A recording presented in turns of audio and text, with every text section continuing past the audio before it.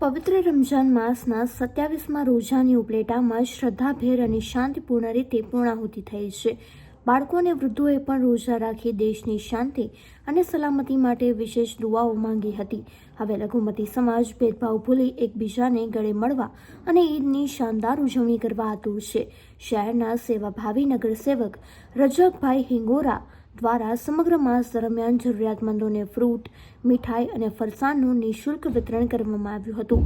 27મા રોજાએ kit લેવા માટે મોટી સંખ્યામાં લોકો ઉમટી પડ્યા હતા. સામાજિક સંસ્થાઓ દ્વારા ઈદ મિલનના કાર્યક્રમો પણ યોજાયા છે, જેમાં હિન્દુ મુસ્લિમ ભાઈઓ સાથે મળી કોમી એકતાના દર્શન કરાવશે.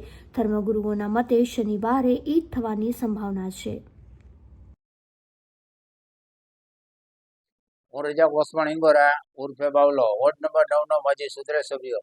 ચાલુ ટ્રમ્પના મારા દીકરાની પત્ની સુધરે સભ્ય છે રેશમા રિયાજ હિંગોરા. આ દર વર્ષે આજ 5 વર્ષથી ગરીબ જેટલા લોકો છે એ લોકો માટે રોજાતાની વસ્તુ પૂરી કરું છું. તરબૂચ છે, ટેટી છે, ચોરાફરી છે, સેવ છે, જલેબી છે, જરૂરતમંદ લોકોને આપું છું.